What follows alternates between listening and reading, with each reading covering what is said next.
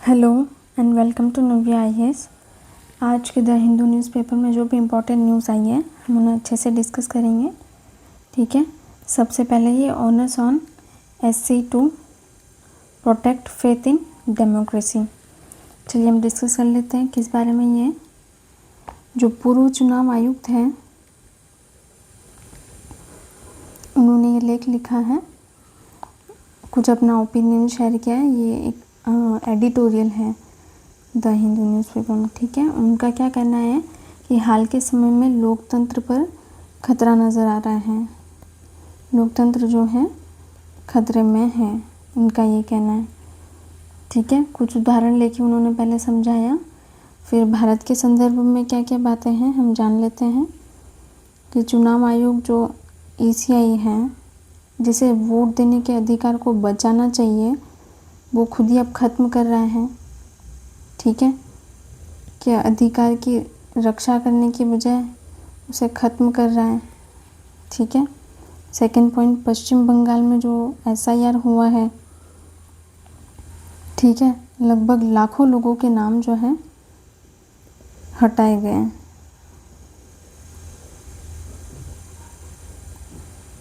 ठीक है, third point देख लेते हैं, लगभग 27 लाख लोगों के नाम हटाए गए। ठीक है, अब समस्या क्या है। समस्या देख लेते हैं हम। जिन लोगों के नाम हटाए गए हैं उन्हें साबित करने का सही मौका ही नहीं दिया गया।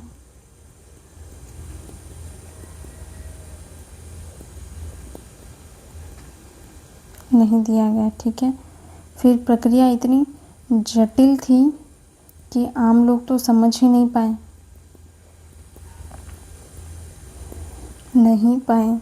ठीक है, फिर इससे लोगों का जो भरोसा है वो कम हो सकता है। ठीक है, सुप्रीम कोर्ट की क्या भूमिका होनी चाहिए कि हस्तक्षेप करना चाहिए था SC को, और पहले कोर्ट ने कहा था कि बड़े स्तर पर नाम नहीं हटाए जाएंगे,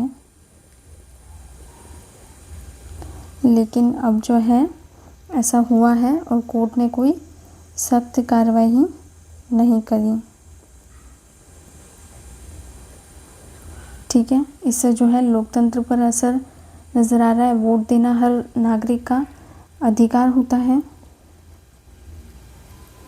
ठीक है, अगर लोगों का ये अधिकार छीनता है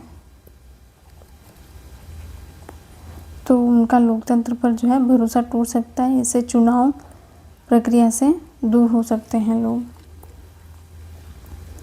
ठीक है, क्या है, लोकतंत्र पर असर पड़ रहा है, लोगों का भरोसा कम हो रहा है। वोट देना अधिकार और कर्तव्य है लोगों का। ठीक है, चुनाव प्रक्रिया से वो दूर हो सकते हैं। ठीक है, अब लेखक ने इसमें एडिटोरियल में क्या संदेश दिया वो देख लेते हैं।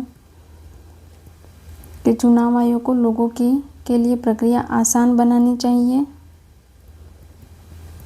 ठीक है, ताकि आम लोग उसे समझ सकें, न कि मुश्किल। सुप्रीम कोर्ट को आगे आकर लोगों के अधिकारों की रक्षा करनी चाहिए। और जिन लोगों का भरोसा टूट गया है तो लोकतंत्र जो कमज़ोर हो सकता है। ठीक है, इस पूरे एडिटोरियल में यही कहा गया था। चलिए नेक्स्ट देख लेते हैं। चलिए, ये न्यूज़ जो आई है सुभाष चंद्र बोस के बारे में आई है, उनके जीवन के बारे में, उनकी जो विचारधाराएं थीं उस बारे में देख लेते हैं हम। एक आर्टिकल आया है, बोस जी की जो सोच क्या थी, किस बारे में थी, उनकी सोच कैसी थी। पहले वे आदि शंकराचार्य के अद्वैतवाद से प्रभावित थे, वेदांत से प्रभावित थे। फिर बाद में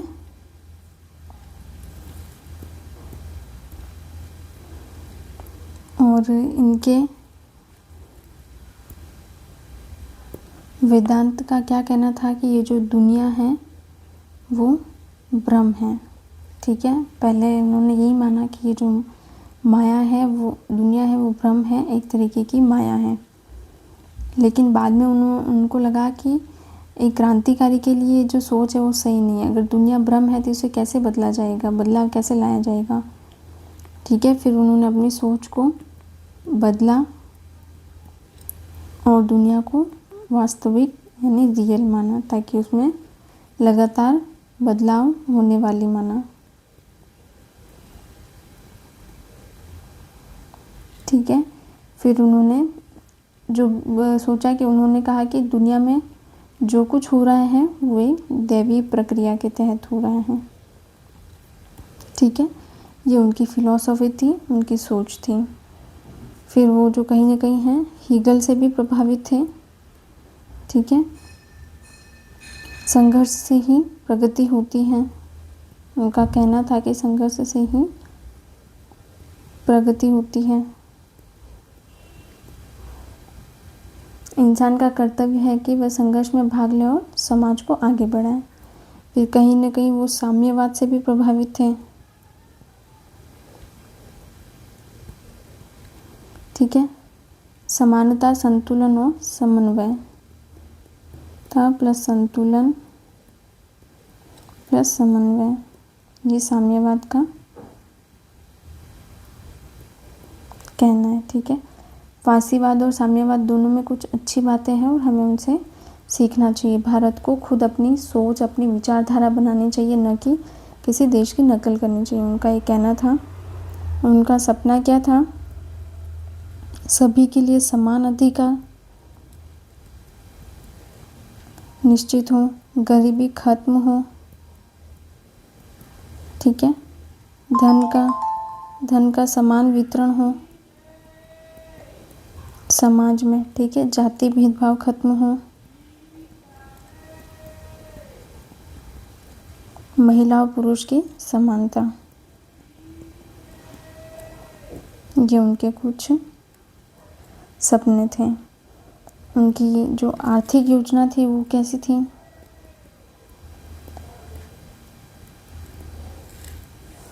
देश को आगे बढ़ाने के लिए औद्योगिकरण की ज़रूरत है, ये उस समय में भी उनका मानना था। ठीक है, इंडस्ट्रीज़ लानी पड़ेगी, इंडस्ट्रियलाइजेशन की ज़रूरत है। खेती और उद्योग दोनों को वैज्ञानिक तरीके से विकसित करना होगा और दोनों पर जो है सरकार का नियंत्रण होगा, उत्पादन और वितरण पर सरकार नियंत्रण। ठीक है, ये उनकी आर्थिक योजनाएं थी। मजबूत सरकार की ज़रूरत है। शुरू में थोड़ी कठोर सरकार हो सकती है, लेकिन बाद में लोकतंत्र जो है विकसित हो सकता है, उनका ये मानना था। निष्कर्ष यह है कि उनके जो विचार हैं बड़े गहरे और योजनाकार भी थे। उन्होंने भारतीय आध्यात्मिकता, पश्चिमी विचारधारा को मिलाया, आधुनिक साम्यवादी और शक्तिशाली भारत का उन्होंने सपना देखा। ठीक है, इस पूरे आर्टिकल एडिटोरियल में यही था। चलिए अगले देख लेते हैं।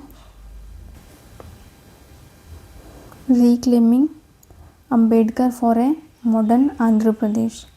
क्या है इस पूरे एडिटोरियल में, ये भी देख लेते हैं कि आधुनिक आंध्र प्रदेश को अंबेडकर से क्या सीखना चाहिए। इस पूरे एडिटोरियल में यही कहा गया। ठीक है,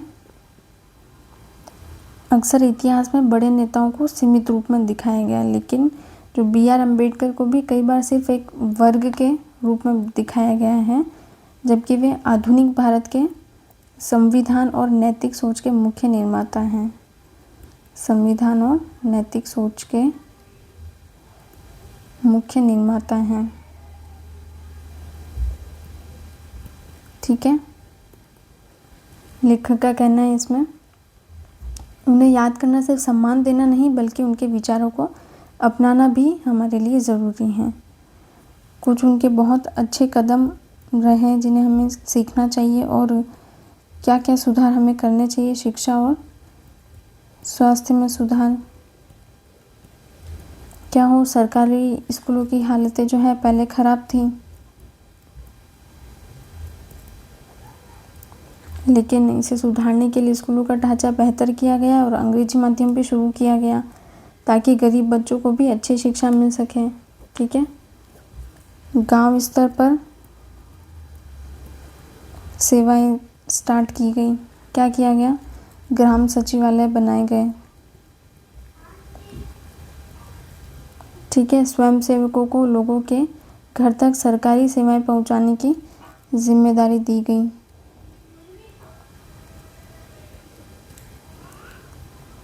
ठीक है, महिलाओं को सशक्त बनाया गया।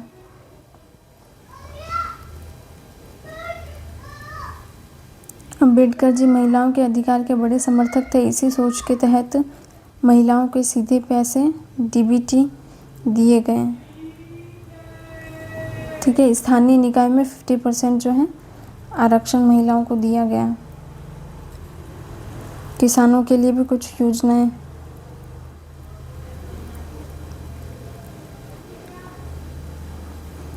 मजबूत बनाने के लिए सीड टू सेल, किसानों को मजबूत बनाने के लिए सीड टू सेल योजना चलाई गई। गांव-गांव में किसान केंद्र बनाए गए जहां बीमा, मशीन और सही कीमत, सब्सिडी जैसी सुविधाएं दी गई। अंबेडकर जी का सम्मान भी किया गया। स्टैचू ऑफ सोशल जस्टिस बनाया गया।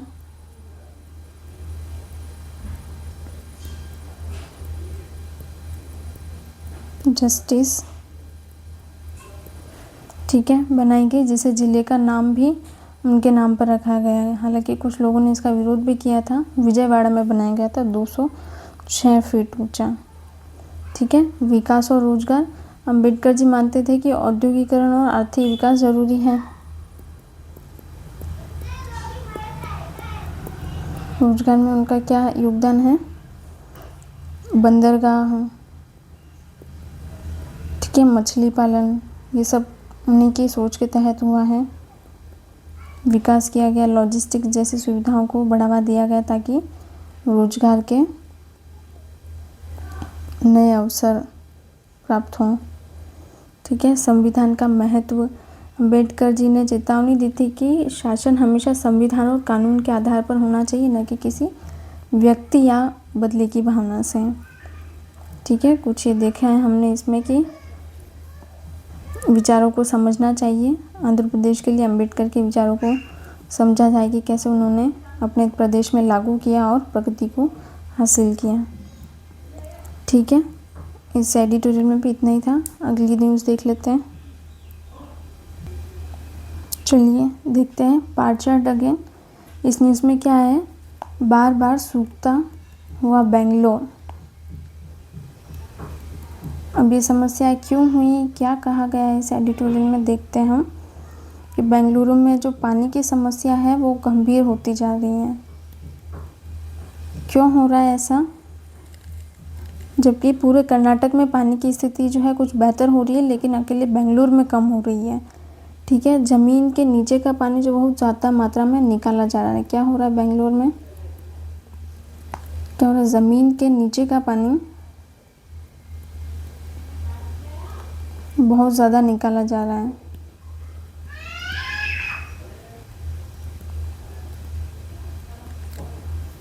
ठीक है, साल 2025 में क्या था? कर्नाटक में जितना भूजल सुरक्षित रूप से निकाला जा सकता था उसका 66% तो इस्तेमाल किया गया, लेकिन बेंगलुरु का जो ईस्ट इलाका है उसमें लगभग 378% पानी निकाल लिया गया, जो एक खतरे की घंटी के समान है। शहरों में जो बड़ी बड़ी इमारतें बन रही हैं, आईटी पार्क, अपार्टमेंट बन रहे हैं, उन सब में बारिश का पानी ज़मीन में नहीं जा पाता। ठीक है, तो आबादी और पानी की जो मांग है वो तेज़ी से बढ़ रही हैं। अब लोग जो है कावेरी नदी के पानी पर निर्भर हैं, लेकिन उसे लाना बहुत महंगा पड़ता है।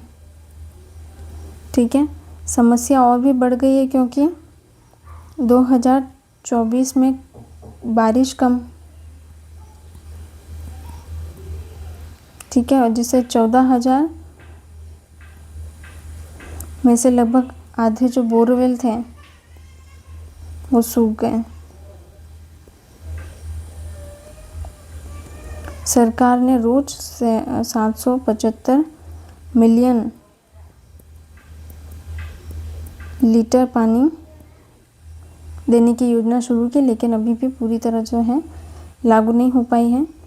कई लोग अभी भी पानी के टैंकर पर निर्भर हैं और 2026 की स्टडी के अनुसार ये संकट जो है नए इलाकों जैसे कोरमंगला और हेब्बल तक फैल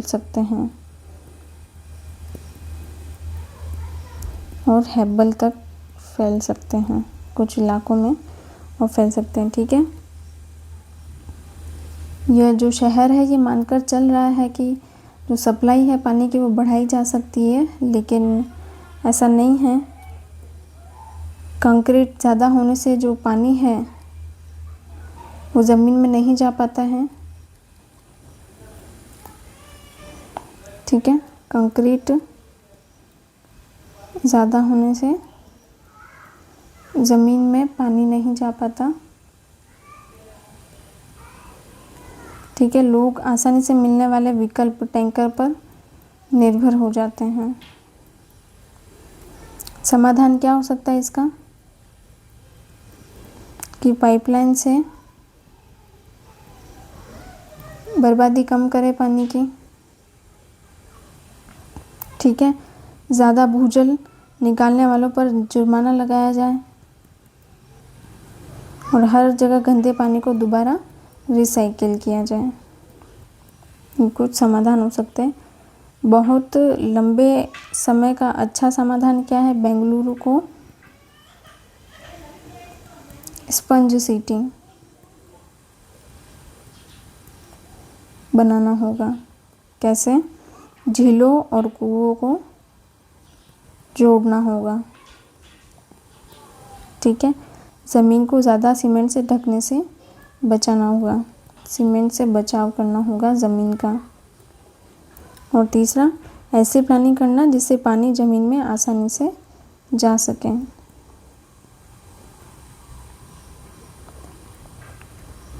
ठीक है, कुल मिलाकर अगर अभी भी ध्यान नहीं दिया गया तो पानी की समस्या जो है वो और गंभीर हो सकती है। ठीक है साथियों, आज के लिए इतना ही। जो भी इम्पोर्टेंट हमें एडिटोरियल लगे वो हमने अच्छे से डिस्कस कर लिए।